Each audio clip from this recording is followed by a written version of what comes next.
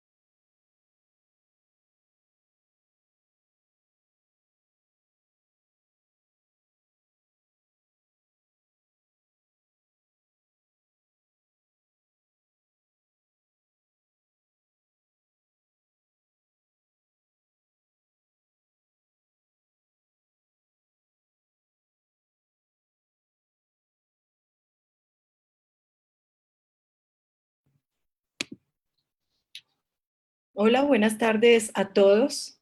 Tatiana, Alejandro, Lina y a todos los asistentes a estos encuentros por la sostenibilidad. No sé si les invito a Alejandro, a Lina y a Tatiana si pueden activar su cámara. Gracias, Lina. Gracias, Alejandro. Muy bien, Tatiana, muchas gracias. Pues buenas tardes a todos. Espero sinceramente que ustedes y sus familias estén y permanezcan saludables. Les envío un abrazo virtual de solidaridad para estos tiempos tan retadores. Mi nombre es Diana Marcela Puerta, dirijo las maestrías en Gerencia Ambiental y Gerencia y Práctica del Desarrollo de la Facultad de Administración de la Universidad de los Andes y les doy la bienvenida a otro encuentro por la sostenibilidad. Esta es una iniciativa de las maestrías que les acabo de mencionar y del Centro de los Objetivos del Desarrollo Sostenible para Latinoamérica, CODES. En esta oportunidad invitamos a un panel de egresados que ocupan roles de liderazgo para la sostenibilidad en Colombia. La idea es que nos cuenten cómo se han adaptado, cómo han asumido este periodo de crisis, en donde han tenido que innovar, entre otros. Y esto porque a diario escuchamos, leemos y nosotros mismos pontificamos, estoy segura, sobre el futuro, sobre cómo será esta nueva normalidad. Lo único cierto parece ser la incertidumbre y una franca urgencia de hacer un cambio que yo creo que todos sentimos, un cambio de paradigma. Y ahí es cuando el desarrollo sostenible en estos momentos sobre todo se convierte en una urgencia. Dirigir nuestras estrategias corporativas, la política pública, nuestra vida familiar y personal en función de agregar valor para la prosperidad, para la justicia y la equidad social y para la sostenibilidad ambiental. Por eso quisimos hacer este encuentro Y antes de dar la bienvenida formal a nuestros panelistas, les voy a explicar un poco la dinámica de los encuentros. La idea es que cada uno de los panelistas nos va a hablar sobre su experiencia, sobre el rol que ocupa en sus organizaciones, acerca de cómo se han adaptado, innovado, entre otros.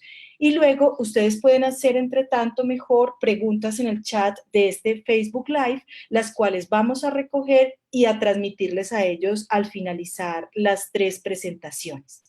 Quiero dar entonces ahora sí la bienvenida y toda la gratitud por estar en este encuentro por la sostenibilidad a Lina Ibáñez, gerente y fundadora de Bitácora y Territorio, empresa dedicada a la acción conjunta para el desarrollo. Ella es egresada de la maestría en gerencia y práctica del desarrollo.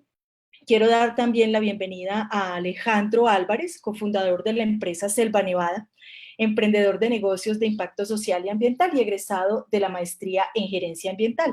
Y a Tatiana Feguet, gerente de sostenibilidad y de plásticos para PepsiCo en Latinoamérica con base en Colombia. Ella es egresada de la maestría en gerencia ambiental. Entonces, todos sean muy bienvenidos. Y pues si quieren, entonces empezamos esta conversación con Lina, que nos va a saludar y ya luego pues entonces damos la oportunidad a cada uno de ustedes. Lina, bienvenida, te escuchamos. Hola Diana, muchas gracias. Gracias a ti por la invitación, gracias a la facultad, a la maestría de gerencia y práctica del desarrollo. Creo que es un momento en el que la virtualidad nos invita a aprender de formas distintas y estos intercambios de experiencias pues son útiles para todos. Yo les quiero compartir en este momento pues una pequeña presentación que hice que me va a ayudar a orientarme en esta conversación. Lo primero es contarles un poco qué es Bitácora. Bitácora y Territorio es una empresa que creé hace ya 6 años y medio casi, una empresa de servicios que se dedica a la asesoría, consultoría y acompañamiento en procesos de desarrollo territorial. Nuestros principales clientes son los territorios rurales y urbanos de Colombia, no limitado a Colombia, pero es donde hemos tenido un mayor trabajo. Y es una empresa, digamos, pequeña de servicios que tiene una ventaja y es que de alguna manera se adapta fácilmente, aunque hemos encontrado muchos retos en este proceso y en estos desafíos que nos trae esta situación actual. Una empresa que tiene en este momento 8 empleados y con quienes hemos venido trabajando colectivamente en este ejercicio de adaptación. Y yo quisiera arrancar por esta palabra, por la crisis. La crisis a la que tanto miedo le tenemos, las crisis que tanto hacen parte de nuestra vida porque están permanentemente como parte de lo que somos y de lo que vivimos, como el conflicto, como muchos de estos retos que nos trae la vida. Y hoy les quiero hablar no desde quien conoce las respuestas, sino desde quien se hace permanentemente preguntas. Y les quiero hablar desde la vulnerabilidad que siento también como persona y que siento como empresaria y que siento como ciudadana de este país frente a la crisis. También desde la resiliencia. Y normalmente las crisis nos las han pintado como el caos, como las multitudes, como la gente corriendo. Y tenemos una imagen en nuestro cerebro de las crisis como grandes movilizaciones de personas y movimientos y angustia y preocupación. Y recientemente veíamos también las crisis desde la perspectiva de las marchas y la participación ciudadana y los cambios que queremos promover, porque las crisis promueven cambios, entonces queremos movernos hacia cambios y veníamos en unos procesos incluso cambiantes ya desde hace un tiempo largo, pero hoy nos encontramos con una crisis de soledad, con una crisis donde las calles están vacías, con una crisis distinta a la que todos nos imaginamos que podíamos llegar a vivir y con una crisis que no tenemos muy claro cuáles serán sus consecuencias ni hacia dónde nos iremos moviendo, pero que tenemos que enfrentar hoy. y esa crisis que hace parte permanente de nuestra vida y que se definen como los cambios profundos que tienen consecuencias importantes para una situación o que es percibido o apreciado de alguna manera por las personas como un cambio, porque también podemos evidenciar hoy que esta crisis a todos nos cambia porque es una crisis mundial, global, una crisis que estamos compartiendo. Pero no siempre las crisis las hemos compartido, las crisis las hemos vivido individualmente e incluso en nuestras comunidades, colectivamente, pero era difícil imaginarnos una crisis en la que estamos absolutamente todos en el mundo vinculados. Y tan vinculados estamos y tantas respuestas estamos buscando que hoy dándole una mirada al Google Trends, que es las tendencias de Google, de las búsquedas de Google, en el último año en el mundo, la palabra crisis desde diciembre para acá, miren cómo se ha disparado de un movimiento, de unas búsquedas, digamos, de la palabra crisis, bastante estables, permanentes. Todo el mundo ahora sale a buscar crisis, información sobre la crisis. En Colombia, en los últimos 3 meses hemos tenido un incremento que llegó incluso hacia el 22 de marzo al 100% de búsquedas en crisis, en ese rango de búsquedas que hace Google, y todos estamos buscando respuestas a eso que tiene la crisis y que no sabemos cómo manejar. Y creo que lo mencionaba Diana hace un rato, la incertidumbre es lo que nos pone en esta situación de no saber qué hacer y de tenernos que hacer muchas preguntas. El momento tal vez más fuerte en el que yo he tenido que afrontar una sensación de crisis fue el momento en el que murió mi papá, y lo hablaba recientemente con mi hermana incluso, y me decía que esto era muy parecido a lo que uno sentía cuando pasaba por un duelo.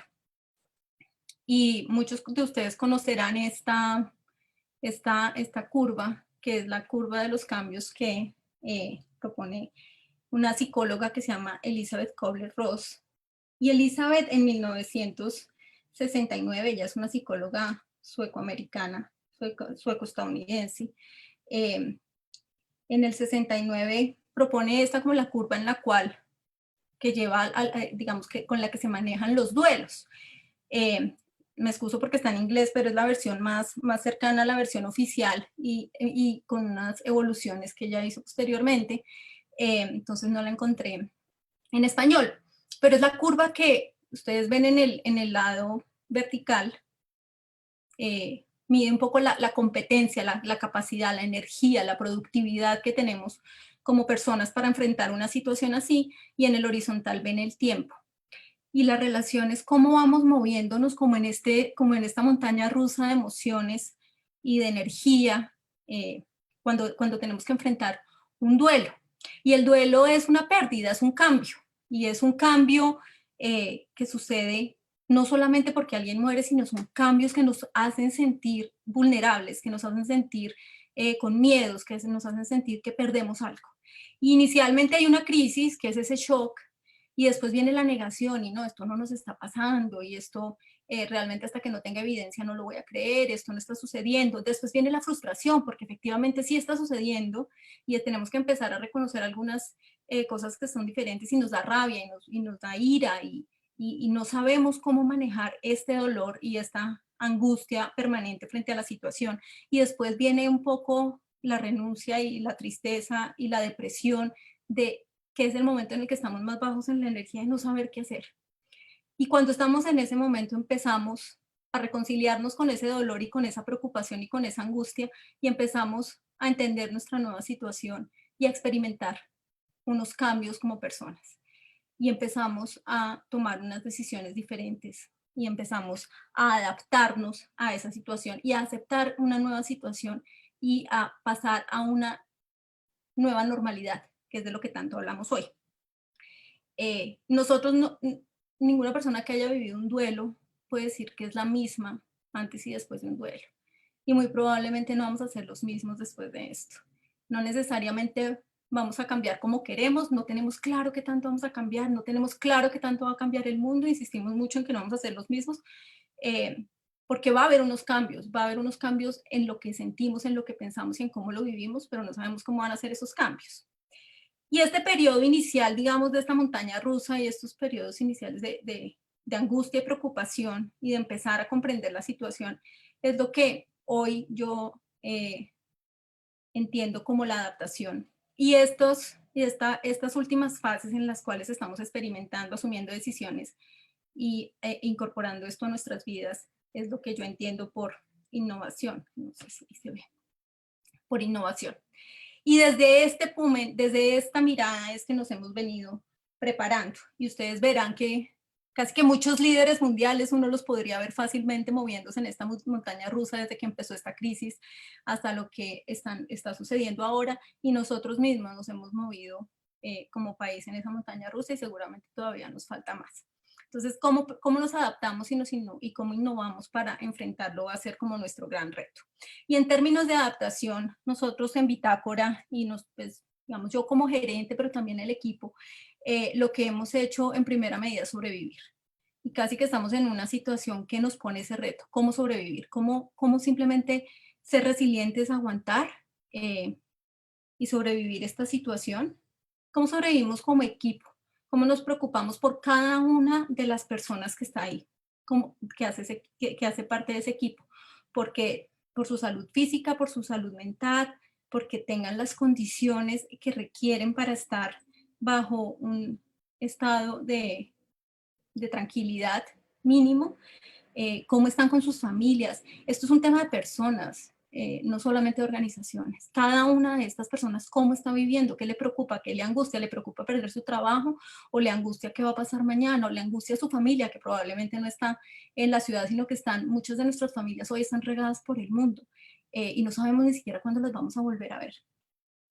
Las relaciones, cómo se transforman las relaciones de un equipo de trabajo que se reúne permanentemente a crear de manera colectiva, desde la cercanía, desde la presencia, desde mirarnos a los ojos, a unas relaciones intermediadas por los medios virtuales en medio de este distanciamiento. Cómo cuidamos esas relaciones a pesar del distanciamiento y cómo restablecemos para cada una de las personas que hacen parte de esa organización un mínimo equilibrio, unas mínimas garantías que le permitan preocuparse por lo que realmente tiene que preocuparse en el fondo.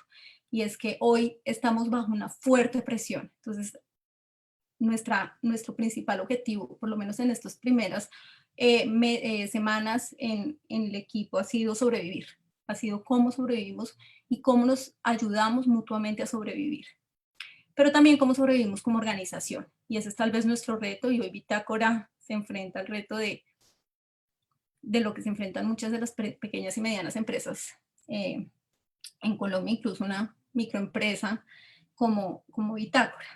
Y en términos tenemos que pensarnos en, bueno, la capacidad productiva. Como decía al principio, nosotros somos una empresa de servicios, entonces probablemente nos adaptamos y nos movemos mucho más fácil que lo que se puede mover una empresa, no sé, tal vez de infraestructura o una empresa de producción de bienes que tienen plantas, maquinarias y unos activos improductivos que tienen unos costos fijos mucho más altos. Nosotros tal vez no tenemos esos costos fijos tan altos, pero nuestro costo y nuestro activo fijo más importante y nuestro activo fuerte es el capital humano.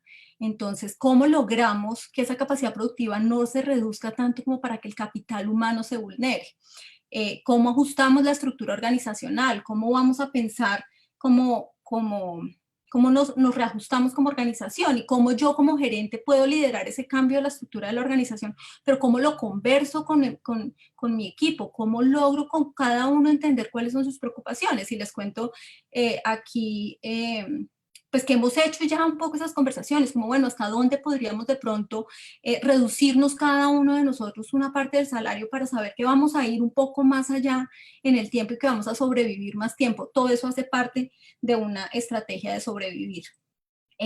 Pensar en el negocio, en los servicios que prestamos, cómo van a variar, cómo los vamos a ajustar, cómo cambia un negocio. Es que nuestro principal cliente son los territorios, nuestro quehacer es en los territorios, nuestro quehacer es viajando a los territorios y no podemos viajar. Hoy estamos completamente capturados acá, no podemos ir a ninguno de los territorios con los que veníamos trabajando o con los que teníamos planes de trabajar, no podemos tener relación con las personas a las que veníamos acompañando en sus procesos. Nuestro negocio es de reunir gente, es de hacer capacitaciones, formaciones, talleres, es de relacionarnos con otros. ¿Cómo vamos a cambiar en un contexto en el que muy probablemente se va a demorar ese proceso de ajuste? Y por supuesto, pues obviamente hay un tema de viabilidad financiera. Y esa adaptación, de alguna manera, nos exige parar. El mundo nos exigió parar. Este virus nos dijo, hay que parar y hay que respirar y hay que tomarse una pausa y hay que tomarse un respiro. Y nosotros lo entendemos como parar para reparar. Tenemos que parar porque hay algo que tenemos que reparar como sociedad, como humanidad, y es una oportunidad. Ahí es donde nosotros transformamos esto en una oportunidad, en poder tomarnos ese tiempo para parar, lo que se llama en muchos deportes un time out, o cuando incluso uno jugaba la lleva, cuando decía, tacho, espérese un momentico, paremos, respiremos y volvamos a pensarnos. Y cuesta porque llevábamos una dinámica, porque llevábamos una inercia, porque íbamos con el impulso, porque estábamos empezando año, porque veníamos con planes y con proyecciones y tocó parar. Entonces, ¿cómo nos adaptamos y cómo nos repensamos? Hay que repensarse, hay que tomar esa pausa para repensarse. Y en este momento es donde empezamos a pasar de esa adaptación a la innovación y hemos empezado a hacer un ejercicio de reinventarnos. Bueno, si este es nuestro nuevo contexto, si estas son las condiciones en las que vamos a operar como organización, ¿cómo nos reinventamos para poder sacar lo mejor de esto? Entonces, esta crisis nos está llevando a repensarnos a través de esa reflexión interna, bueno, como organización, ¿hacia dónde vamos? ¿Qué debemos ajustar? ¿Qué oportunidades nos ofrece este nuevo contexto? Porque hay oportunidades. Las crisis siempre traen oportunidades, siempre traen algo en donde podemos innovar. ¿Cómo las identificamos? Y frente a esa identificación de oportunidades, ¿cómo empezamos a idear algunas alternativas de gestión de negocios, algunas alternativas de relacionamiento con nuestros clientes, de trabajo con nuestros proveedores, de ajuste entre todos? Porque de nada sirve que Bitácora logre sobrevivir si su red y su entorno de negocios no lo hace tan bien. Entonces, claro, yo he tenido que hablar con el que me maneja, a quien le alquilo la oficina, y tuvimos que llegar a un acuerdo porque mientras yo pueda, pues le voy a pagar, porque él también al final debe sobrevivir. Y los proveedores de la agencia de viajes a quien yo le compraba los tiquetes, también converso con ellos a ver cómo les ayudamos a sobrevivir, porque en la medida en que sobrevivamos todos, sobrevivimos mejor. Y empezar a idear y a mirar y ajustar alternativas y mirar hacia dónde vamos y empezar a probarnos ya unos aprendizajes.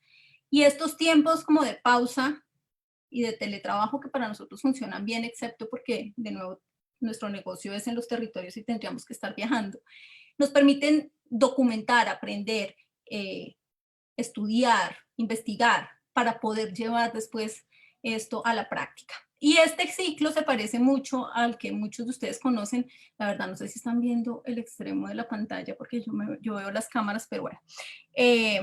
Este ciclo, esta espiral de la innovación que muchos de ustedes conocen, de Nesta, y nosotros estamos como en ese principio de la innovación, esa primera parte de la espiral, ¿no? Identificando cuáles son las oportunidades y retos que nos impone este nuevo contexto, qué podemos hacer, cómo puede nuestro negocio ajustarse y adaptarse para responder rápidamente, cómo creamos y generamos nuevas ideas, y muy seguramente solamente podremos salir a probarlas cuando podamos empezar a hacer trabajo territorial o cuando podamos encontrar, que es lo que estamos buscando en este momento, algún mecanismo virtual de trabajo con los territorios. Lo que no es sencillo, porque ustedes saben que muchos de los territorios en este país no tienen acceso a tecnología. Entonces, estamos buscando alternativas y mecanismos de trabajo con los territorios, de tener equipos locales que nos permitan ampliar nuestra operación, incluso si nosotros no podemos movilizarnos hacia allá.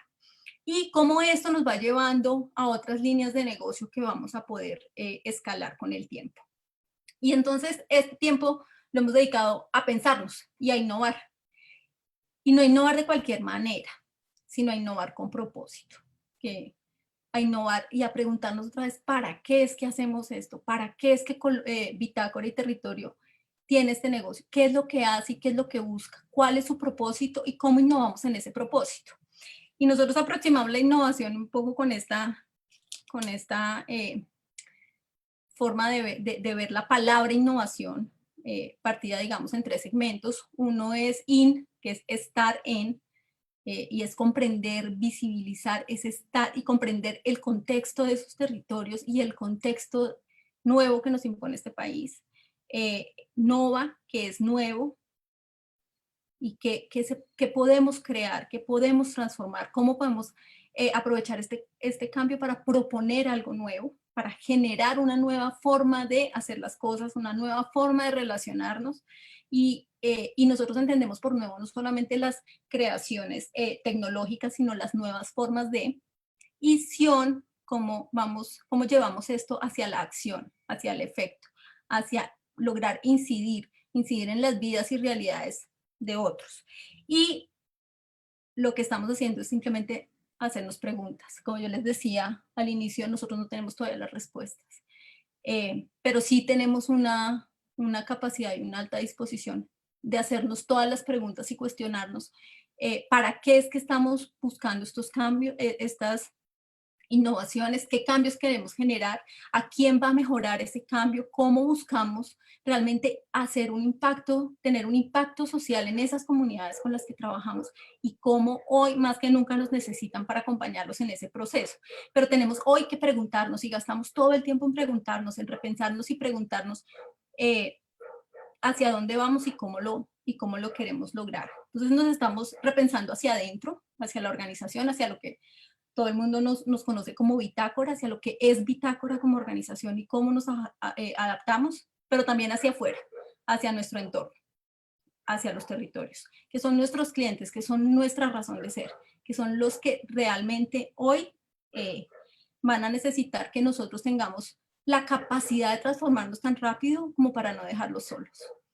Y en esa capacidad de transformarnos hacia esos territorios y hacia esas personas que están fuera, que tienen miedo, que tienen preocupación, que no saben qué va a pasar, si lo estamos aquí en la ciudad, si nosotros que tenemos unos privilegios estamos temerosos de saber cuál va a ser esa nueva normalidad y qué va a pasar, créanme que las zonas rurales y los territorios de este país están aún más preocupados. Y entonces nos hacemos preguntas como, ¿cómo vamos a contribuir a construir una mejor sociedad y más humana?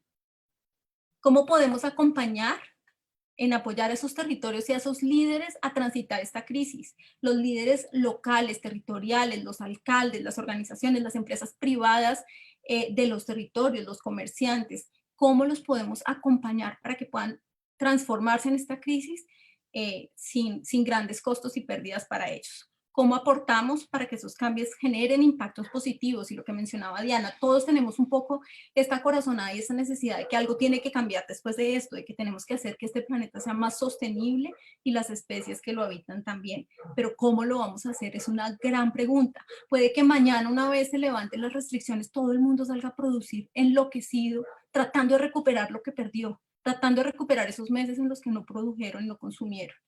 ¿Vamos a ir hacia allá o vamos realmente a tener esa pausa para repensarnos? Y cómo reducimos también algunos riesgos, porque esta virtualidad y el distanciamiento tiene unos riesgos de que nos sigamos fragmentando como sociedades, de que ampliemos las brechas entre lo rural y lo urbano, de que sigamos polarizándonos, de que haya pobreza, asimetrías. Diana nos decía, propongamos unos tips, desde qué tips nosotros innovamos y nos adaptamos en Bitácora, y yo voy a mencionar estos. El primero, liderazgo.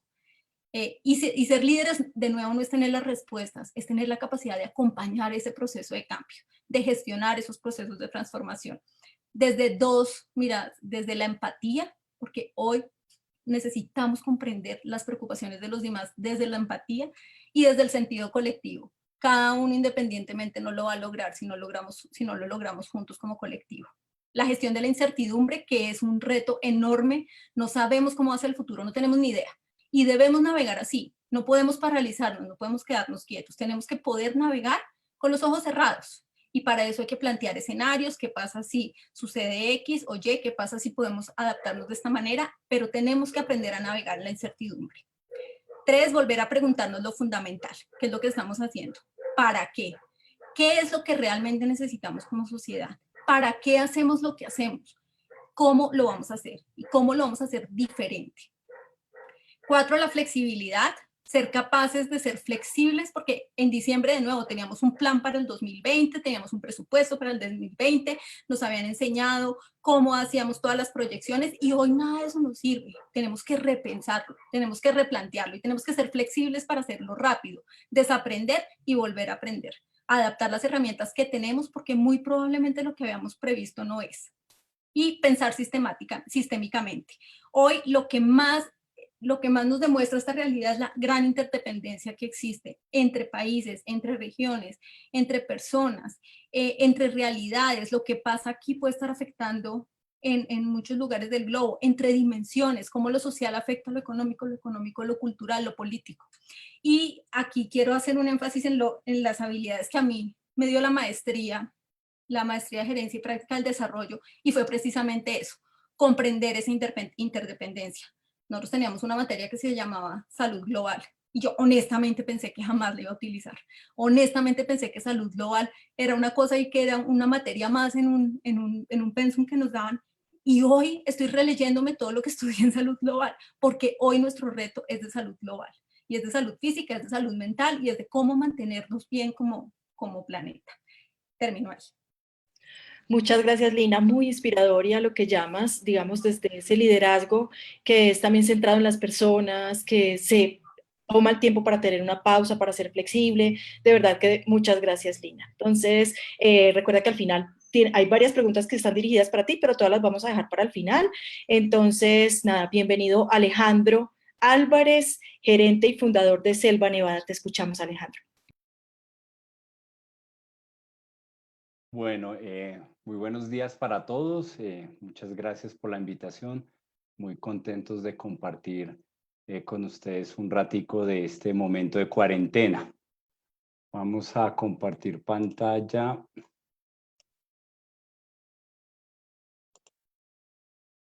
Muy bien.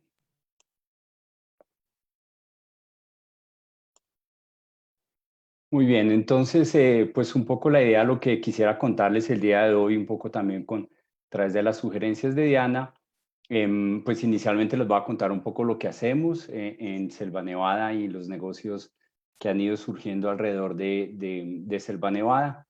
Espero provocarlos mucho para que aumenten los consumos en estos momentos de crisis.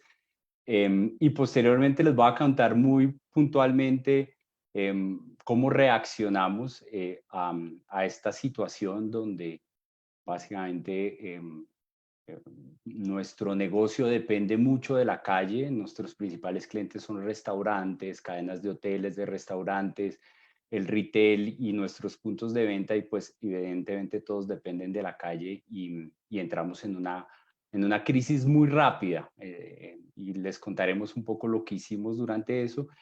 Y a partir de eso, ya pensando un poco en el mediano y en el largo plazo, cómo esta nueva realidad nos puede llevar a replantear el negocio o a fortalecer algunos principios del negocio para seguir adelante. Entonces eso va a ser un poco la idea. Selva Nevada básicamente es una empresa que elabora productos alimenticios a partir de frutos de la biodiversidad colombiana. Hay dos elementos fundamentales para nosotros que es el propósito del negocio por el cual surgió, y es que estas frutas son cosechadas y procesadas por organizaciones de pequeños productores en varias regiones del país, y su sistema de producción ayuda a la conservación o reforestación de los bosques.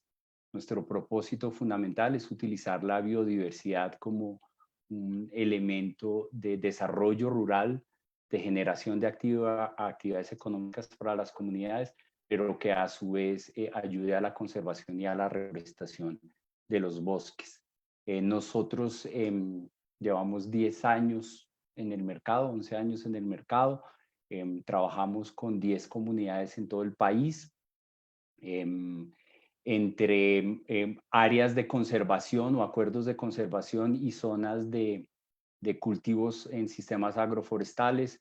Alrededor de 10.000 hectáreas a través de las comunidades con las que trabajamos se encuentran en conservación agroforestales, y básicamente trabajamos con frutas, camu camu, en el camu camu, azaí, arazá, copoazú, corozo, iguaraya, vainillas, silvestres, coco, zapote, bueno, una serie de frutas, y trabajamos principalmente en Guaviare, Caquetá, Putumayo, el Pacífico, en la región de Montes de María y en la Alta Guajira. Esto es un poco lo que nosotros hacemos, y a partir de las frutas, pues lo que hacemos son helados, deliciosos helados de muchos sabores, siempre tratando de mostrar toda esa biodiversidad que nosotros tenemos.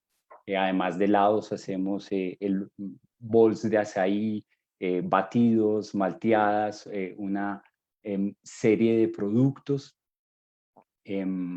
Y hace un tiempo iniciamos una empresa de bebidas.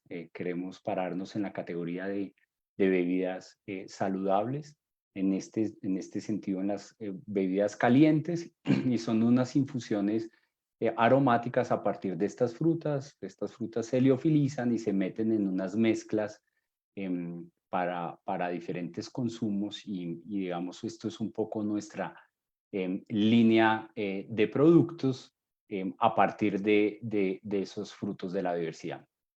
Eso, en términos generales, es lo que hacemos. Adicionalmente a esto, montamos una planta de producción en alianza con los pequeños productores en San José del Guaviare, una empresa que se llama Bio Guaviare, de la cual hay una proveeduría de azaí un poco a escala industrial, un poco B2B, hacia otras empresas como Nutresa, como Alpina, etcétera, etcétera. Eso es un poquito lo que somos. Entonces, ya un poco yo les quería contar qué sucedió con nosotros, además del pánico que vivimos, porque realmente fue algo muy rápido. En 3 días, 2 días, de un momento a otro, bajan tus ventas a 0. Y además de que tienes que tomar la decisión de cerrar tus puntos de venta, que tus clientes cierran, clientes que han sido tan importantes como Wok, como Takami, industrias que uno cree que nunca van a cerrar ni van a tener una crisis de estas, de un momento a otro tienen que cerrar todos los restaurantes. Entonces se van, todas tus ventas van a 0, y por otro lado se congelan los pagos. Entonces hay un problema central de liquidez en la organización, que es, digamos, voy a retomar un poco las palabras de la presentación anterior, y es, la adaptación acá era sobrevivir. O sea, ¿cómo hacemos para sobrevivir? Centrados en un problema muy grande de liquidez. Y cuando tú tienes un problema de liquidez, evidentemente priorizar en qué invertir es uno de los dilemas más grandes que tienes. Y curiosamente, digamos que el propósito que fue por lo que se creó Selva Nevada, y se sigue, digamos, sigue siendo el centro, el ADN del negocio, pero siempre lo habíamos visto hacia el mercado, hacia diferencias en competitividad para poder llegar a segmentos, en relacionamiento con clientes, etcétera.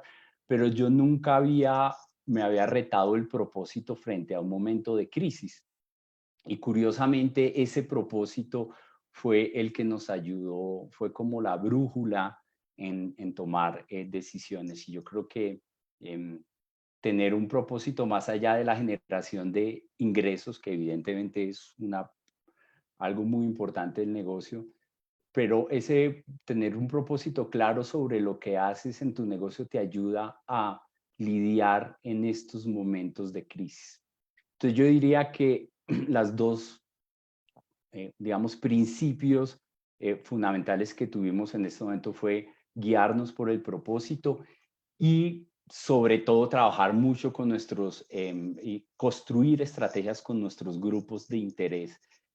Y ahí pues han habido sorpresas muy positivas en general. Siempre pues hay algún proveedor, alguna cosa que no está tan alineado, pero en general la respuesta ha sido muy positiva.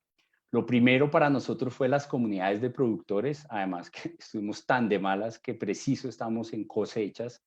Estábamos en plena cosecha de copoazo en Caquetá, en plena cosecha de camu camu en Puerto Leguízamo, en Putumayo, iniciando la cosecha de azaí en Guaviare y en Puerto Asís.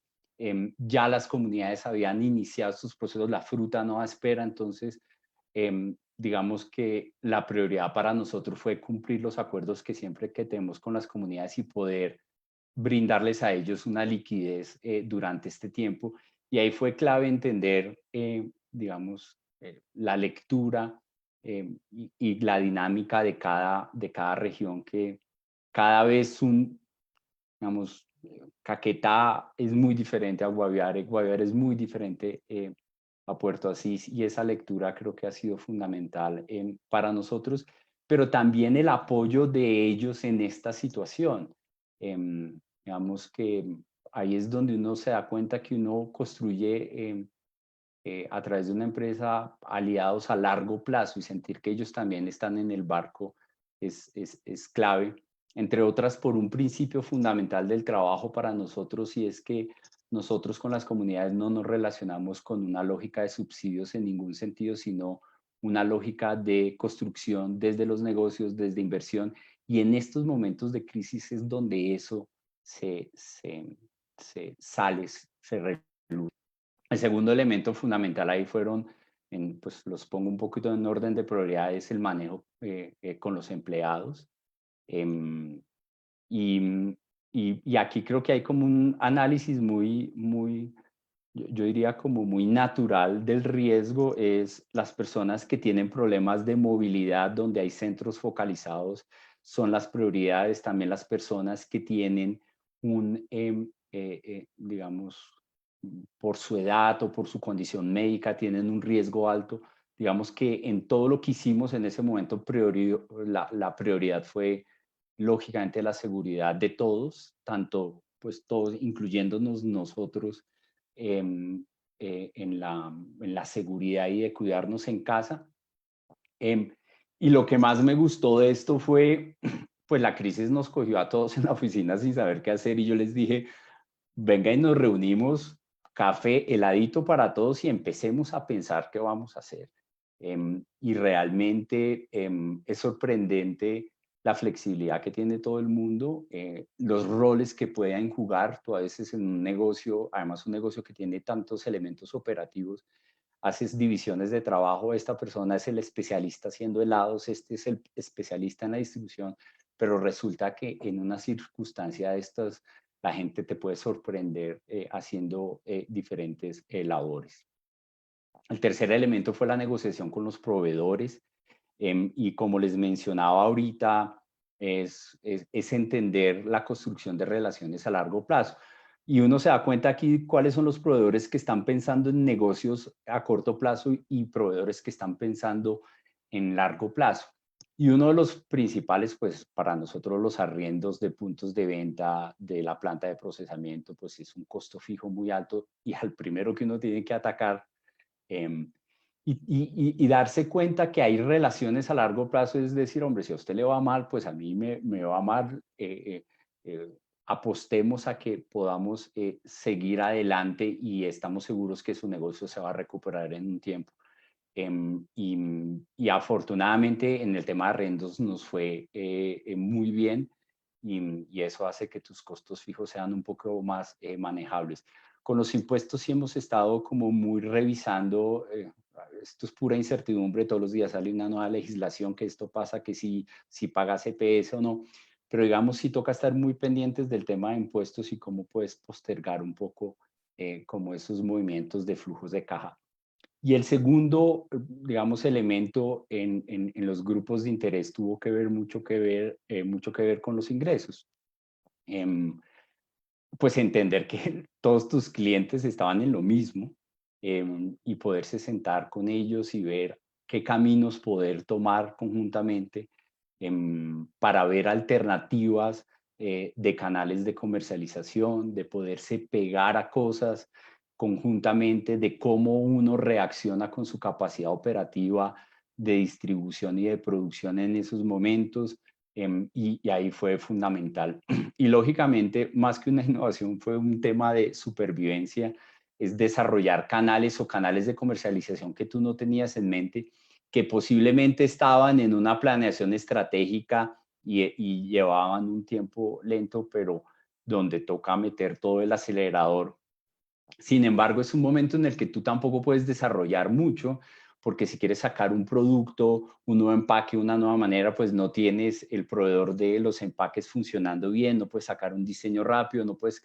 Entonces, digamos que ahí toca jugar mucho con la infraestructura que ya tienes. Y dos elementos que quería poner, y vuelvo, digo que tiene que ver mucho con el propósito del negocio, y esto nos ha hecho, digamos que consolidar cada vez más en lo que creemos, y es el tema de las fuentes de financiación, porque evidentemente te sales a hacer escenarios de cuándo se acaba la cuarentena, cuándo la segunda, la tercera, a 2 meses, a 3 meses, y todo eso termina siendo números de cómo voy a poder pagar las cosas. Acá afortunadamente dentro de la organización entró un fondo de inversión social que precisamente entró a la empresa porque comparte el propósito de nosotros y nos ha dado unas alternativas de financiación muy, muy favorables que no pudiéramos encontrar en ningún otro lado. Entonces el propósito te ayuda a navegar en este momento. Y finalmente con las entidades de cooperación, nosotros ya hace un par de años venimos ejecutando proyectos de cooperación internacional, principalmente con USAID, para bajar recursos a las comunidades con las que trabajamos, para mejorar su capacidad productiva, etcétera. Y ese relacionamiento con ellos, ese entendimiento que ellos tienen de nuestro negocio y del propósito, también nos ayudó muchísimo a poder mantener esos pactos iniciales que les comenté con las comunidades de productores que estaban en sus cosechas. Digamos que eso en términos generales fue cómo sobreviví o cómo estamos sobreviviendo, porque estamos en plena situación. Y digamos que ya pensando a mediano plazo, digamos que nosotros internamente nos hacemos una pregunta sobre, pues, qué va a pasar, ¿no? Aquí es donde está la incertidumbre y todo el mundo tiene sus teorías, etcétera. Nosotros digamos que nos paramos en 2 escenarios extremos. Eso no quiere decir que ninguno de los dos, siempre como todo en la vida, no está ni en un lado ni en el otro, sino en alguna parte de esas 2 puntas. Pero digamos que los escenarios pueden ser básicamente en 1 año o 6 meses. Encuentran la vacuna, volvemos a la normalidad y nos olvidamos de la pandemia en 2 años y volvemos a cómo estábamos haciendo las cosas, ¿sí? Eso es un escenario posible. El otro escenario posible es que hay un cambio estructural, ¿sí? Hay un nuevo paradigma.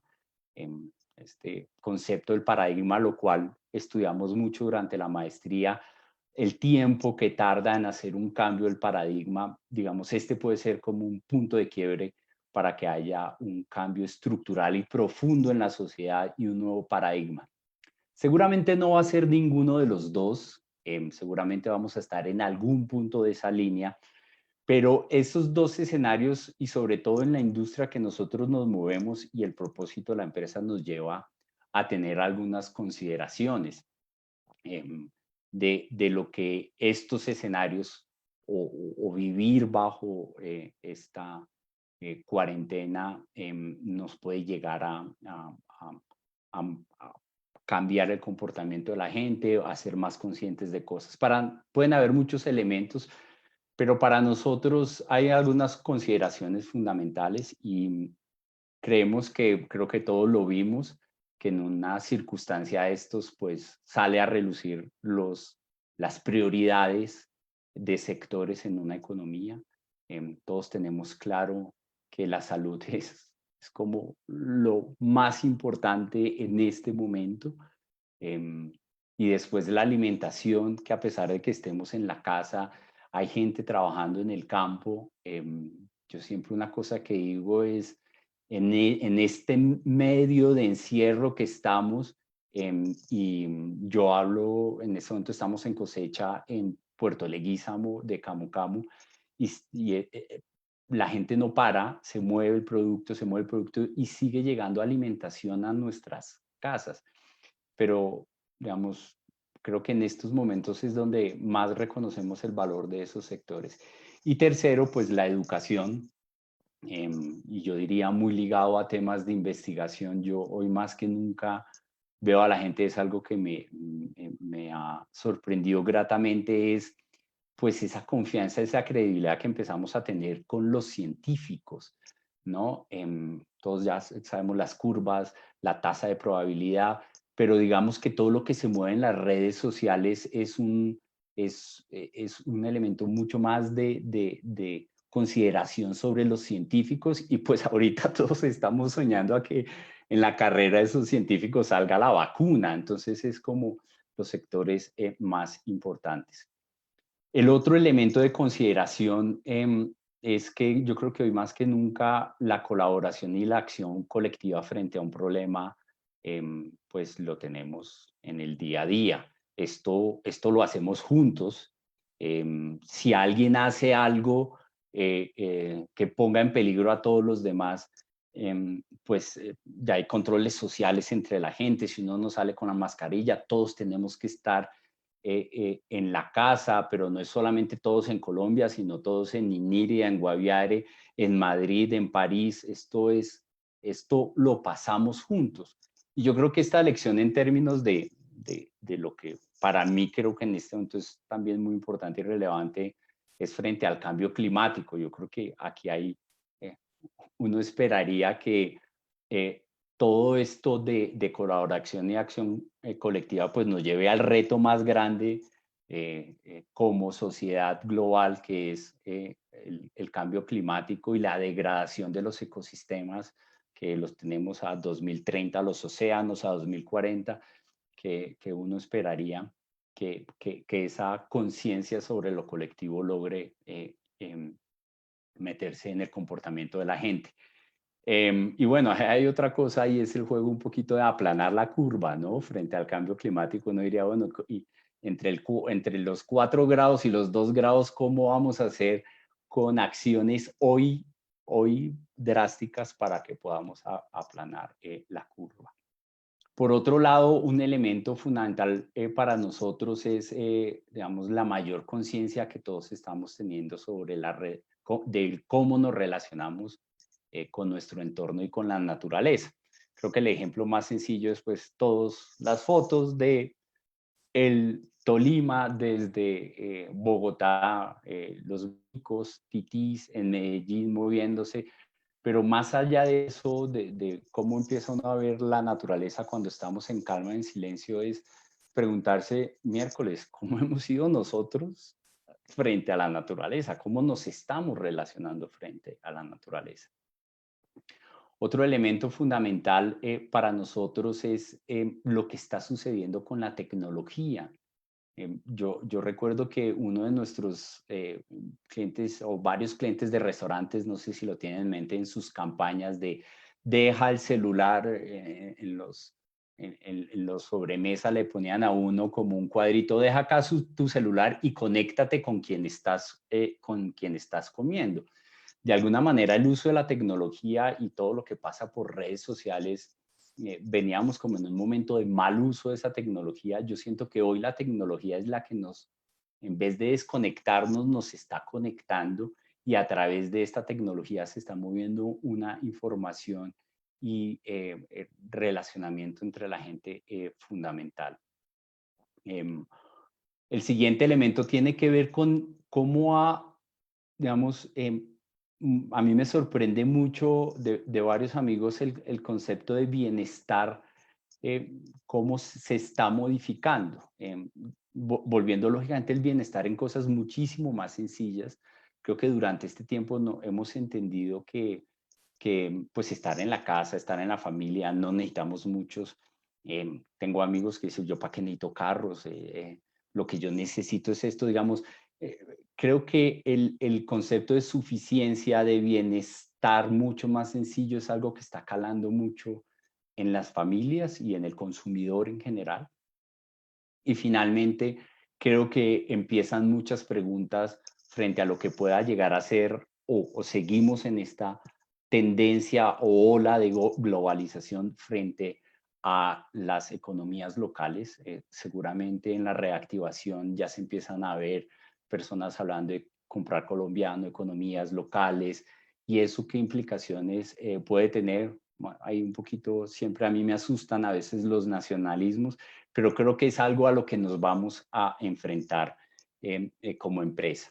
Y a partir de estas consideraciones, pues ahí está nuestro tema, cómo nos vamos a adaptar y cómo vamos a innovar en este sentido. Digamos que algunos caminos de trabajo en los que nosotros estamos invirtiendo en este momento y pensando. Yo creo que un elemento fundamental, y es algo que venía pasando tímidamente con algunas empresas, pero creo que en este momento más que nunca el mayor entendimiento de las empresas frente a la relación con los servicios ecosistémicos es fundamental. Pues en el caso de nosotros tiene que ver mucho pues, con la provisión de alimentos, de los frutos, con procesos de polinización, curiosamente el murciélago, pero creo que el relacionamiento de las empresas con los servicios ecosistémicos, y uno durante la maestría estudió varias metodologías de cómo identificar sus riesgos, oportunidades, qué hacer, etcétera, etcétera. Pero yo creo que las empresas vienen en un juego muy de qué tanto impactamos, qué tanto dependemos, pero creo que en estos momentos, y como nosotros lo pensamos mucho, es cómo crear valor a partir de la relación que nosotros como empresa tenemos frente a esos servicios ecosistémicos, entendiendo valor, por un lado, lógicamente desde el mercado, que nos permite una diferenciación y una competitividad en diferentes mercados, en tomas de decisiones de jefes de compra, pero también, por otro lado, en ser más eficientes, en disminuir costos, en la energía en todo nuestro negocio es un tema muy fuerte, entonces cómo lo podemos manejar con otras fuentes, etcétera, etcétera. Entonces, creo que ahí hay un elemento de innovación fundamental, es cómo nos relacionamos con los servicios ecosistémicos, pero desde una visión, desde la oportunidad y la creación de valor. El segundo elemento para nosotros es, y creo que esto es como ahondar en un convencimiento que tenemos. Yo personalmente llevo muchos años trabajando en todo este tema de biodiversidad, biocomercio, negocios verdes. Somos uno de los países más ricos en términos de biodiversidad, pero es en términos reales de competitividad que está pasando. Es una ventaja comparativa, pero no es una ventaja competitiva. El mal uso de la biodiversidad nos puede llevar también pues a pandemias como la que tenemos, pero el buen uso de esa biodiversidad, pues también puede estar la cura de esa y de muchas otras temas de enfermedades que tiene la sociedad. Y yo sí creo que como país y nosotros como empresa seguiremos haciendo un esfuerzo, que nuestra biodiversidad es la fuente de innovación y competitividad, lo que nos lleva a un cambio en entendernos no solamente como una empresa de alimentos, sino como una empresa de bioproductos que nos permita diversificarnos en medio de la crisis. Ese mix de ventas, esa dependencia de algunos canales de comercialización te llevan a replantearte y a innovar, principalmente en diversificar productos hacia un tema de bienestar, de ese nuevo concepto de bienestar que puede estar alrededor de las familias, en la diversificación de las industrias. Estamos haciendo un seguimiento muy cercano de lo que podemos hacer con los nutracéuticos, porque evidentemente el camu camu es la fruta descubierta en el mundo con mayor contenido de vitamina C, el azaí, todas estas superfrutas, cómo las volcamos a innovaciones que creen mayor valor, la diversificación de canales a través del uso de las tecnologías, que esto es un elemento que ya lo pueden ver a través de Selva Nevada, que no lo habíamos pensado seriamente y que esta situación nos llevó a meter todos los recursos. Y finalmente, y con esto quiero terminar, yo creo que después de todo esto, sobre todo en la industria de alimentos, va a haber, digamos, una prevención mayor del comercio frente a los estándares de inocuidad y de calidad. Y eso creo que para nosotros como empresa y como país nos va a llevar a un reto muy grande de hacer inversiones en procesos de calidad con los nuevos protocolos que se armen después de esta situación, a poder cumplir estándares de calidad e inocuidad un poco más altos impuestos por los países. Y ahí pues tendremos que tanto invertir recursos como una manera de innovar para poder llegar a eso. Y bueno, eso es un poco lo que yo les quería contar. Y Muchas pues gracias. otra vez gracias por la invitación y quedo atento al final para cualquier pregunta que tengan. Muchas gracias. Súper, Alejandro, gerente y fundador de Selva Nevada. Bueno, voy a hacer una cuña además porque me encanta Selva Nevada también. Entonces, ellos ya tienen canales a través de los cuales pues pueden enviarles sus productos a domicilio. Yo lo haré ahorita. Entonces, gracias, Alejandro, de verdad, porque nos cuentas sobre cómo se han adaptado a una empresa que sin duda alguna tiene propósito y está agregando valor social, económico y ambiental, al igual que Bitácora y Territorio. Entonces quiero invitar a Tatiana Feguet. Tatiana es directora de sostenibilidad y de plásticos de PepsiCo para Latinoamérica, con sede en Colombia. Tatiana, ¿estás allí? Entonces te escuchamos y bienvenida. Hola Diana, muchas gracias por la invitación y pues muchas gracias a Lina y Alejandro por las intervenciones que acaban de decir. No, por alguna razón no me está dejando compartir las pantallas. Dice que el anfitrión inhabilitó la función de compartir pantalla. Vale, Tatiana, danos un segundo que ya vamos a revisar. Ya quedó organizada. Súper, muchísimas gracias. Listo, entonces yo creo que ahí ya ven mi... Perfecta. Pero bloqueaste tu micrófono, Tatiana. Bloqueaste el micrófono. Ahora sí. Gracias por avisarme. Muchas gracias entonces, Diana, por la invitación. Alina y Alejandro, súper inspirador la charla de cada uno y un saludo pues para todos los que nos están oyendo. Quiero arrancar la presentación contándoles qué es PepsiCo. Hay mucha gente que no sabe qué es. Somos una compañía multinacional, tenemos presencia en más de 200 países de la industria de bebidas y alimentos. En Colombia, nuestro portafolio de alimentos lo pueden ver ahí. Tenemos marcas como Goodies, Choclitos, Cheetos, Doritos, Natu Chips, Margarita, galletas Chokis. Y también tenemos un portafolio de bebidas muy amplio y delicioso, como Gatorade, H2O, Pepsi, 7-Up, Mountain Dew y demás. Como tú comentabas, yo trabajo en PepsiCo como gerente de plásticos y de sostenibilidad para toda Latinoamérica. En PepsiCo queremos ser el líder global en alimentos y bebidas de competencia, ganando con propósito, y acá se une mucho el propósito del cual hablaba tanto Lina como Alejandro. Nosotros queremos crear más sonrisas con cada sorbo y cada bocado, y tenemos unos comportamientos que queremos ser más rápidos, fuertes y mejores. En temas de sostenibilidad, que es puntualmente en lo que yo trabajo, PepsiCo tiene una materialidad de 6 asuntos materiales. Nosotros trabajamos en agricultura de nueva generación, queremos crear un sistema de alimentos sustentable. Al igual que el negocio de Alejandro, nosotros somos agrobasados. Nuestra materia prima viene del agro. Somos en Colombia el mayor comprador de papa y plátano. Entonces queremos implementar mejores prácticas para el medio ambiente. Para eso tenemos un sistema de certificación del cual somos dueños, que evalúa que también lo estamos haciendo en ejes sociales, ambientales y económicos. Y tenemos una gobernanza a través de nuestra cadena de valor muy grande. No quiere decir que esta crisis no nos haya invitado a repensarnos. Más adelante voy a hablar de eso. Esto es todo el trabajo que llevamos haciendo pre-COVID. También trabajamos en impacto positivo en agua. Por ejemplo, en Colombia, nuestra planta de Funza es, yo creo que, de las primeras del sector de bebidas y alimentos que es cero vertimientos. Nosotros tenemos 2 módulos de ósmosis inversa instalados en nuestra planta de Funza y recirculamos cerca del 90% del agua que usamos para hacer nuestros productos y no vertimos nada, absolutamente nada del agua al alcantarillado. Un tema que estaba muy en furor y que yo trabajo mucho en el tema de plásticos es el futuro circular de empaques. En PepsiCo trabajamos para crear un mundo donde el plástico nunca se convierta en residuos.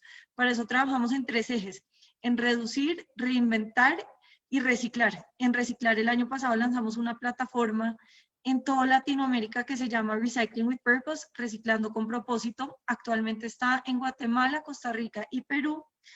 Y lo que buscamos es incentivar a que los consumidores devuelvan el empaque para que pueda ser reciclado y que tengan un consumo responsable.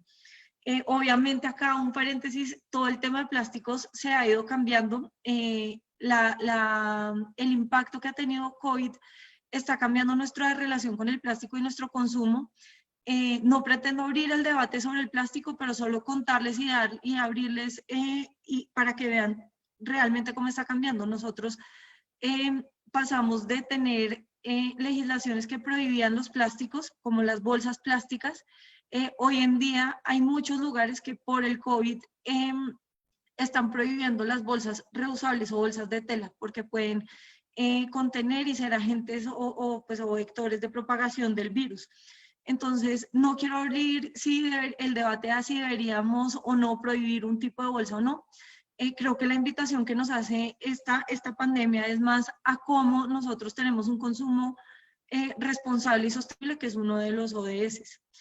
También trabajamos en mitigación del cambio climático a través de toda nuestra cadena de valor, desde los campos agrícolas hasta nuestra flota. En Colombia ya tenemos un piloto de flota eléctrica y trabajamos mucho en personas y prosperidad, porque como decía Lina, pues todas las, no solo esta pandemia es de personas, las empresas son de personas y todas nuestras relaciones con personas.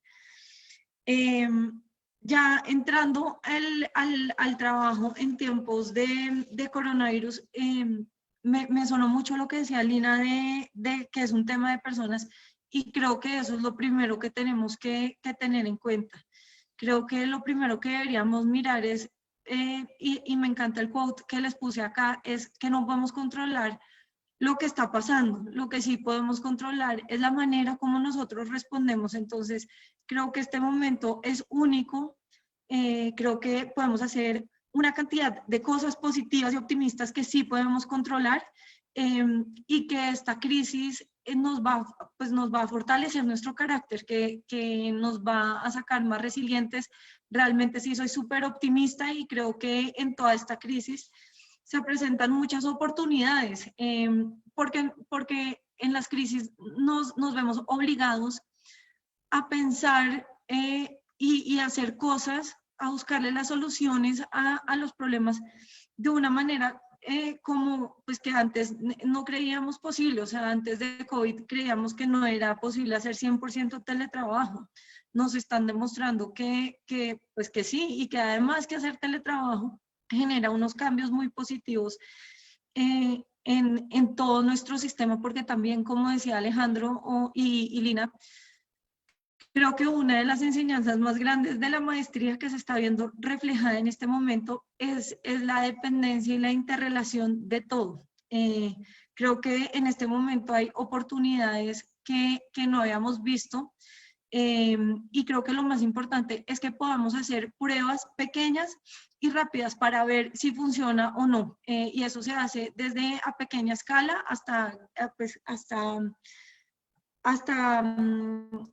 unas escalas más grandes de una multinacional. Por ejemplo, Alejandro está teniendo que innovar en la manera como vende, nosotros también, pero creo que lo más importante de estas pruebas rápidas es que las podamos seguir manteniendo en el tiempo, que después de COVID sigan pegando, que no sea solamente un in and out.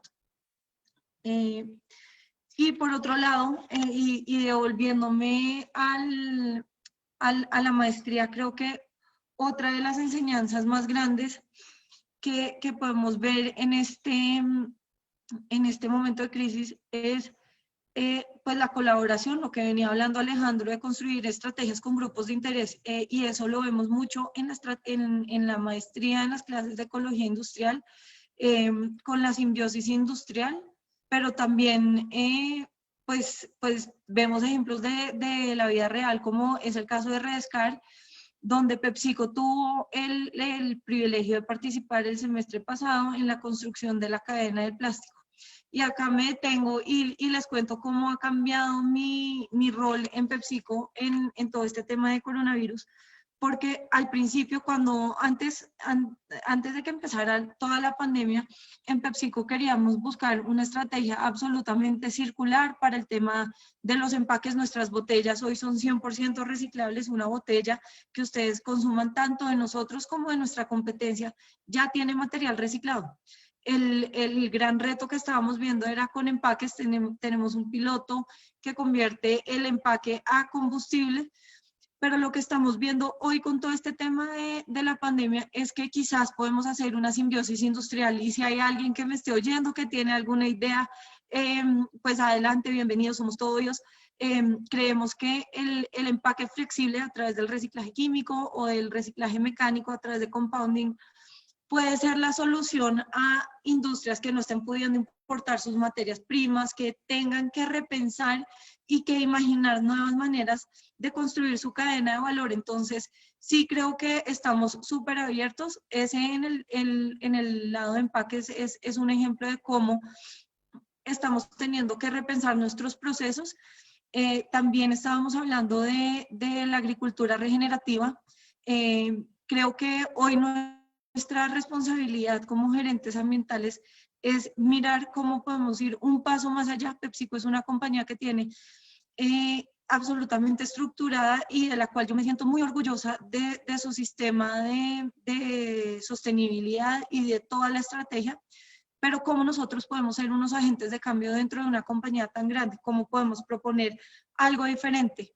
Veníamos hablando con diferentes personas, un ejemplo en la agricultura regenerativa, para lograr capturar el carbono, porque pues somos conscientes de la crisis climática de la cual también hablaba Alejandro.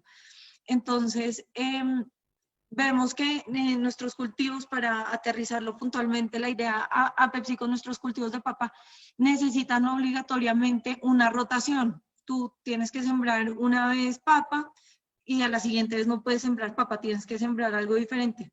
Si lográramos hacer una simbiosis industrial con una empresa que siembre cebada, que siembre frijol, que siembre otro tipo de cultivo, y lograr capturar el carbono, creo que le estaríamos devolviendo aún más a nuestro planeta, y creo que estaríamos aportando mucho desde la sostenibilidad, pues sobre todo al sistema de alimentación sostenible.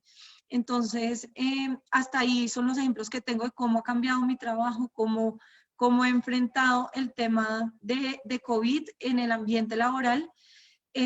Y al igual que hablaba Lina, pues mis tips para el trabajo en estos tiempos de COVID es el primero y el más importante, porque si aceptamos que somos personas, es mantener nuestro wellness mental, nuestro bienestar mental.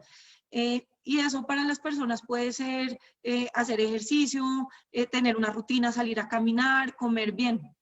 Para mí lo importante, que se liga mucho con lo que venía diciendo, es tener metas realistas, metas chiquitas. Si uno se propone correr 10 kilómetros todos los días porque ahora estoy en mi casa, pues si uno no se entrena para una maratón posiblemente no lo va a lograr, pero de pronto si uno dice, bueno, listo, voy a hacer ejercicio 20 minutos todos los días, es una meta más chiquita, más realista y que puede ser mantenida en el largo plazo, que eso es precisamente lo que buscamos en sostenibilidad, y lo que queremos hacer en PepsiCo es generar cambios que puedan ser mantenidos en todo el tiempo, que realmente generen unos cambios que puedan ser implementados.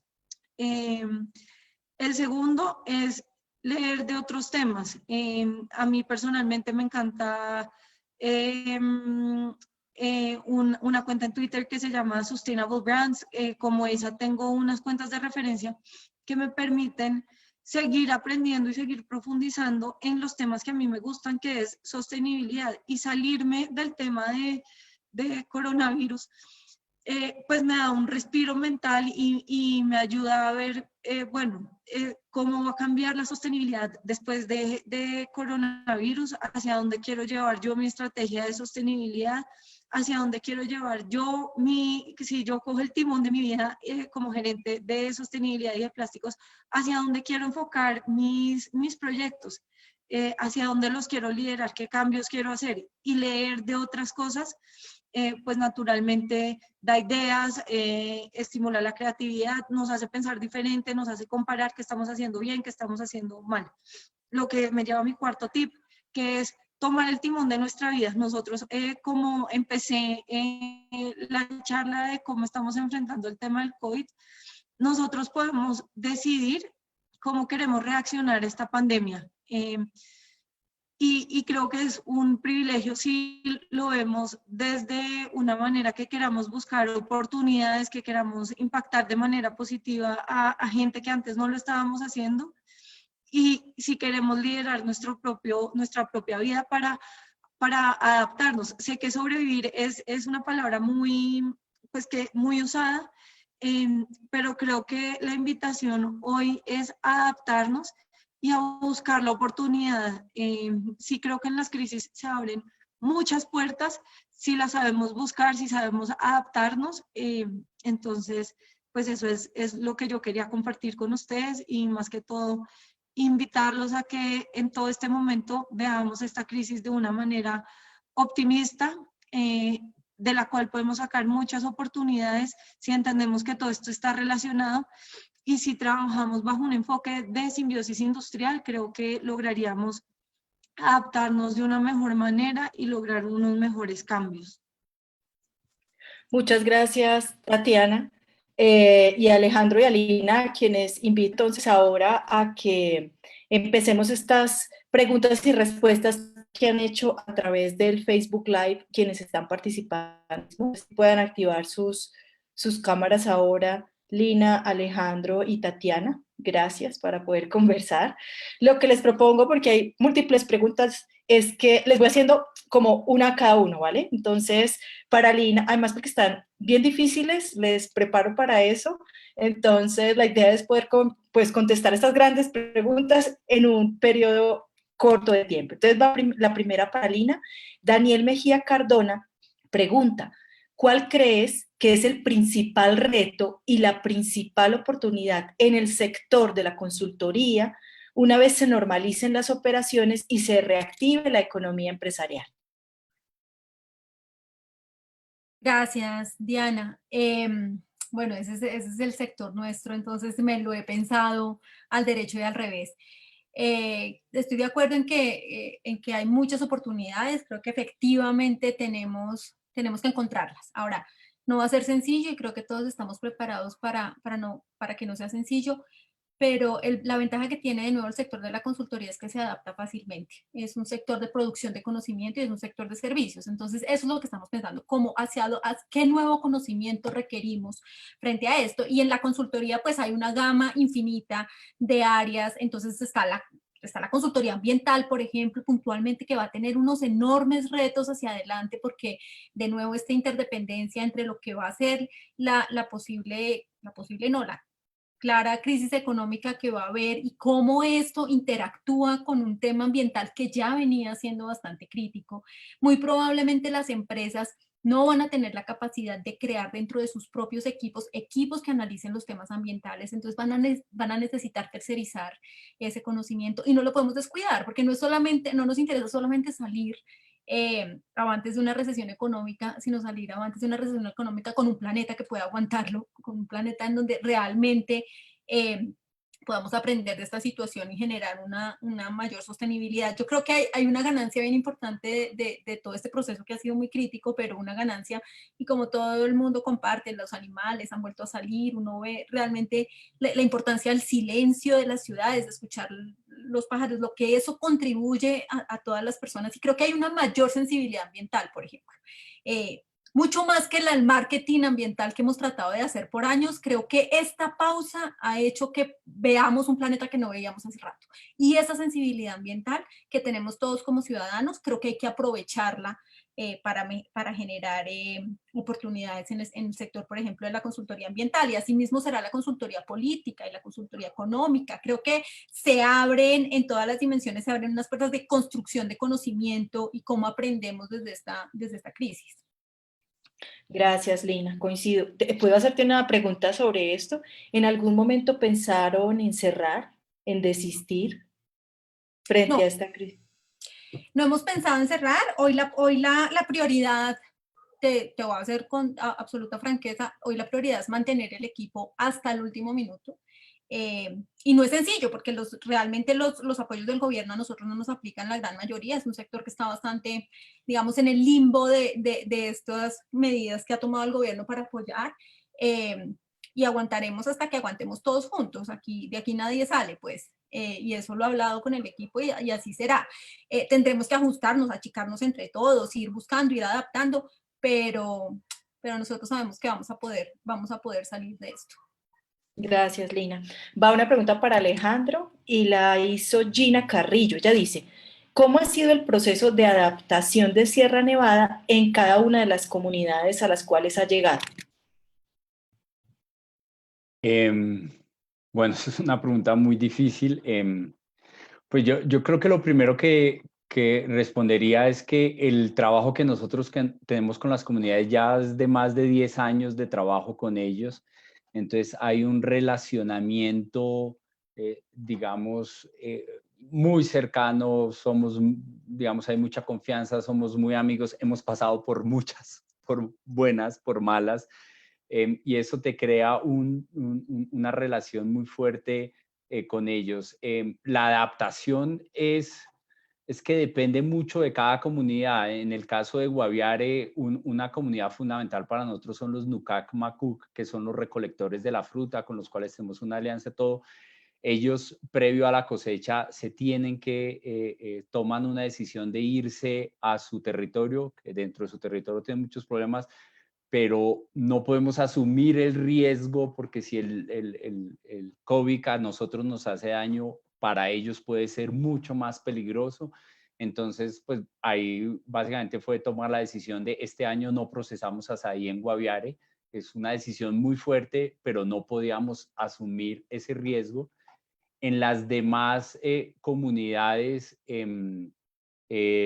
realmente es una cuestión muy operativa, recolectemos todo lo que puedan recolectar. Nosotros teníamos una ingeniera de alimentos que les hace acompañamiento constante y sobre todo en el periodo de cosechas. Ahorita estamos haciendo acompañamiento virtual, en eso estamos innovando y curiosamente los productores son muy buenos. En Belén de los Andaquíes lo estamos haciendo, en Puerto Leguízamo lo estamos haciendo y en Puerto Asís lo estamos haciendo. Y hoy nuestra ingeniera de alimentos les está dando esa acompañamiento y capacitación técnica a través de Internet. Entonces, digamos, cada comunidad tiene su manera de adaptarse y creo que la clave ahí es pues estar abiertos para hacer una lectura y saber que cada territorio se comporta de una manera completamente diferente, que lo que pensaste para una no te va a funcionar para otra y que se construye es con la gente. Eso es lo que yo respondería. Total, Alejandro, muchas gracias. Voy con una pregunta para Tatiana. Estás ahí, Tatiana, ¿verdad? Porque veo tu micrófono cerrado, pero voy a lanzar la pregunta. Ah, sí, ahí estás. Entonces dice Daniel Mejía. Acá estoy. Vale. Daniel Mejía te pregunta, dice, es indispensable que las industrias y las empresas empiecen a establecer modelos de negocio más sostenibles. Entonces, en consecuencia, pregunta, ¿cuál será el valor verde que se le dará a los clientes como innovación? Y complementa su pregunta diciendo esto, ¿cuál será el mensaje crucial que ustedes darán a sus consumidores para que adquieran productos más amigables con el medio ambiente? ¿Cuál será el qué, perdón? El La mensaje. última parte de la pregunta, ¿cuál es? ¿Cuál será el mensaje entonces que ustedes van a dar a los consumidores para que ellos puedan adquirir productos más amigables con el medio ambiente? Yo creo que habla un poco de información al consumidor. Quiere saber en esta época, en temas de información que se le va a dar al consumidor para que tenga un consumo más responsable.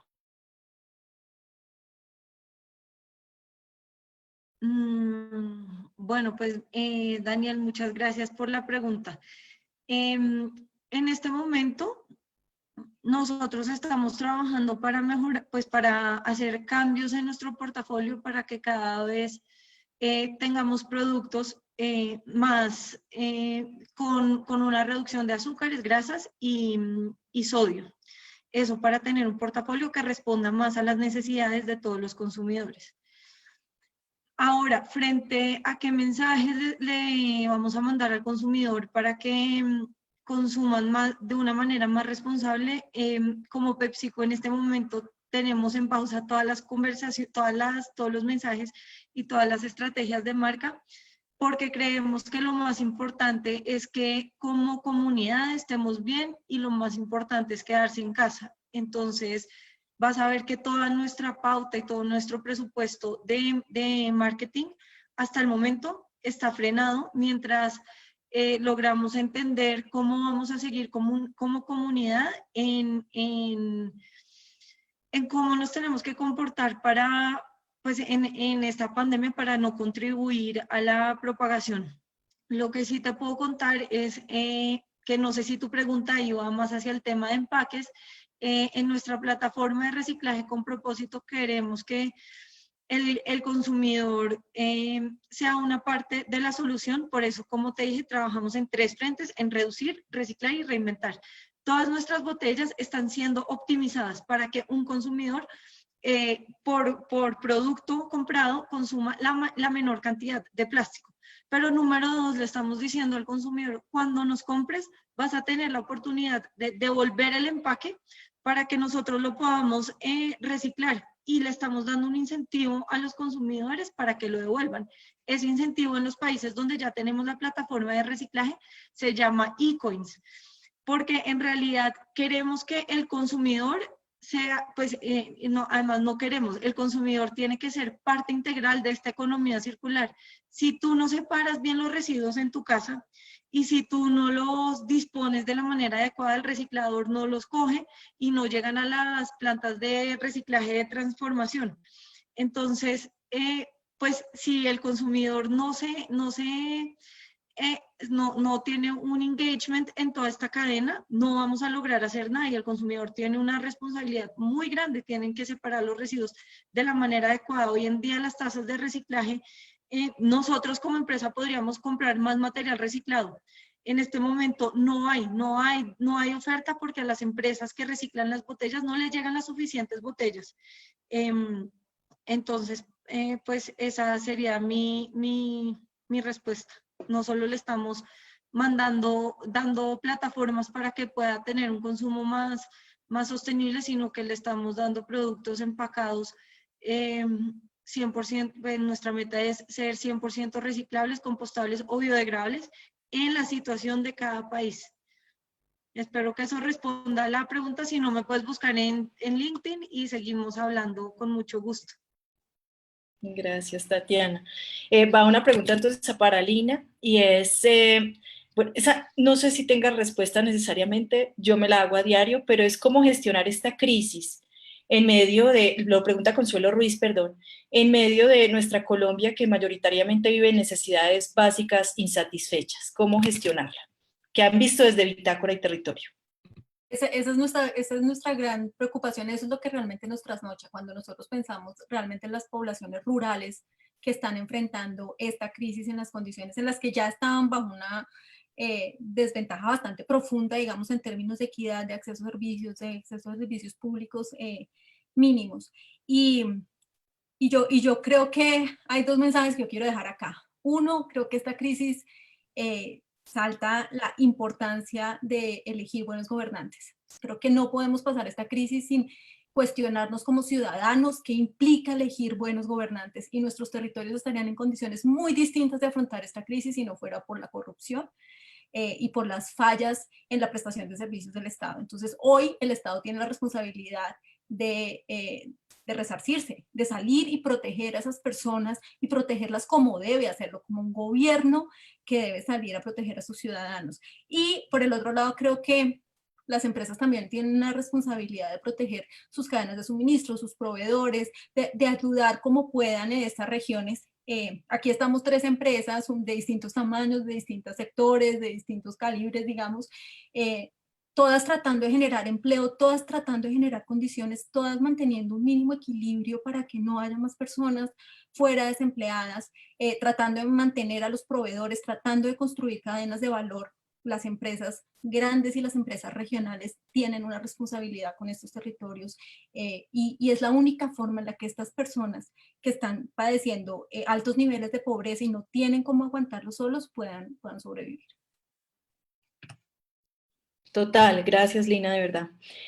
Alejandro, la siguiente pregunta es, la hace Zaira Urdinola Hincapié, dice, ¿cómo hacen para respetar los saberes tradicionales? Yo creo que nos diste algunos apuntes, pero varios quieren profundizar en eso. ¿Cómo hacen ustedes para respetar los saberes tradicionales de la comunidad con las que ustedes trabajan, sobre todo en esta época? Hay algunos que también se suman a esa pregunta en particular. Tú hablabas de conversación, hablabas de reconocimiento, pero no sé si tengas algunos otros insumos que quieras sumar a esas preguntas que han sido las más frecuentes con respecto a lo que nos hablaste. Bueno, muy bien, muchas gracias. Digamos que durante todo este tiempo hemos ido un poquito, porque también ha sido a punta de aprendizaje, de la práctica, construyendo como nuestros principios y los pasos de una metodología de trabajo con las comunidades. Y digamos, un elemento fundamental para nosotros es, pues puede que suene un poco cliché la cosa, pero es la valoración que todos somos exactamente iguales. Curiosamente eso todavía en algunas regiones no está tan claro y el que viene de Bogotá no viene con todo el ingeniero de Bogotá no viene con el conocimiento, sino que a partir de la valoración de que somos exactamente iguales, pues es valorar el conocimiento que cada uno tiene para poder construir y a través de eso es que se dan las conversaciones y la construcción participativa de los acuerdos. Entonces, básicamente lo que nosotros hacemos es, yo tengo un conocimiento, aporto ese conocimiento, tú tienes otro conocimiento, aportas en ese conocimiento y a través de eso ya luego hacemos un ejercicio más puntual de construcción de la cadena productiva, ejercicios de análisis de costos con ellos y valoramos cómo cada uno aporta y construye. No es alguien que viene de afuera a decir algo, ni el de acá viene a decir todo, sino que desde ahí es que se construye y desde eso es que nosotros valoramos los conocimientos de las personas. Gracias, Alejandro. Empoderar y ver al otro como par, eso es fundamental para construir. Y hace un rato hablabas de que ustedes tienen es una construcción desde los negocios también. Son transacciones en donde el otro tiene todo el poder, la legitimidad para hacer esas transacciones de negocio y eso es clave. Tatiana, esta pregunta la hace Sebastián Jiménez para ti. Y es, ¿cuáles son tus fuentes de conocimiento y aprendizaje de sostenibilidad? A mí me gusta esa pregunta, entre otras cosas. Entonces, ahí va. ¿Cuáles son tus fuentes de conocimiento en estos temas?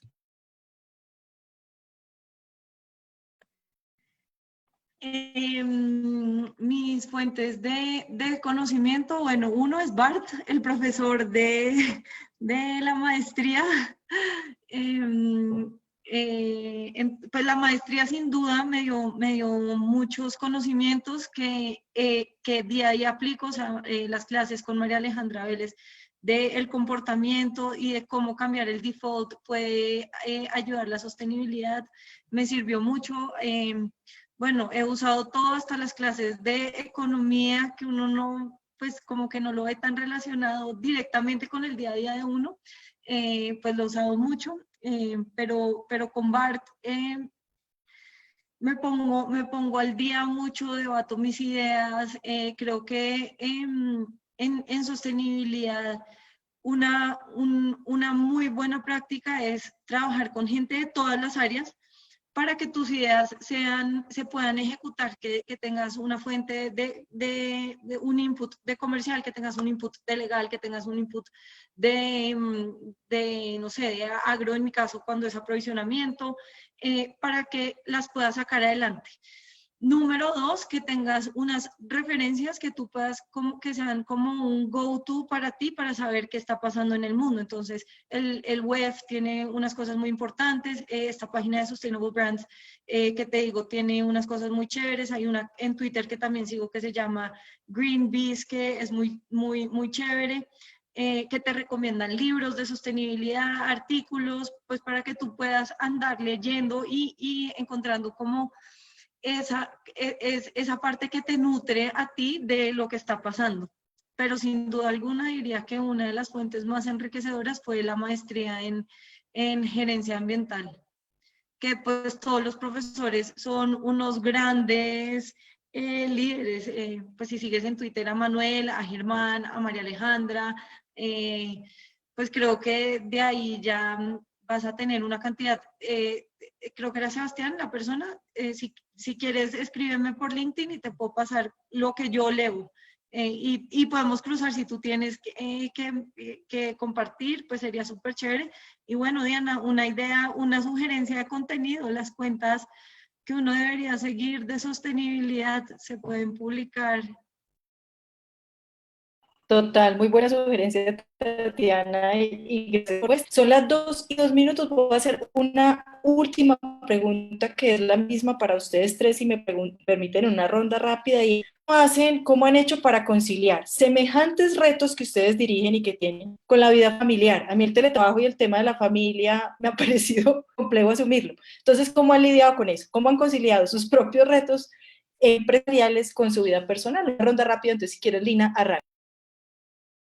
No, mira que para mí no volveremos a hacer los mismos después de esto, claramente, ¿no? Yo vivo sola, entonces me ha tocado hacer todo lo que no hacía en mi casa desde hace siglos, pues desde hace muchos años, que no lavaba, que no planchaba, que no recogía, que no barría. Y agradezco enormemente a la gente que me ha ayudado en toda esta tarea, desde mi mamá, las personas que me ayudan, porque realmente vivirlo ha sido complejo. No vivo la complejidad de los niños, que además tienen que hacer las tareas en computador y demás, porque de nuevo vivo sola, pero creo que el mayor reto ha sido ese, ¿no?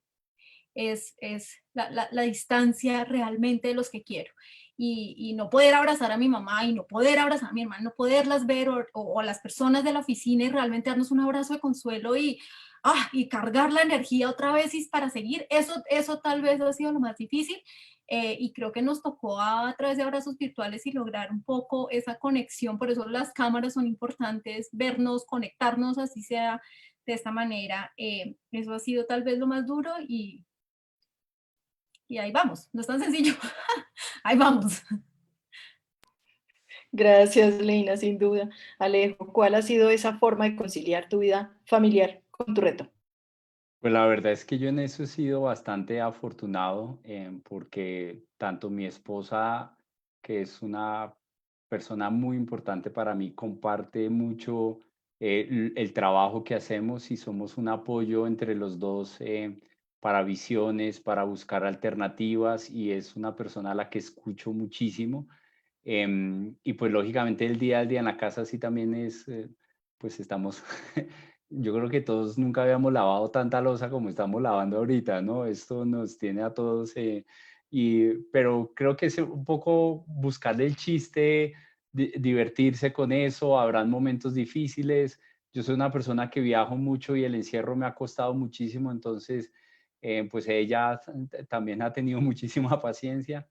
Y digamos eso desde el lado de mi esposa, pero también mi hermana y mi familia es muy cercana también al tema que hago. Mi hermana es fundadora también de Selva Nevada, y entre los dos estamos afrontando esta crisis, y pues realmente la familia ha sido un apoyo fundamental para mí en este momento. Gracias, Alejandro. Tatiana.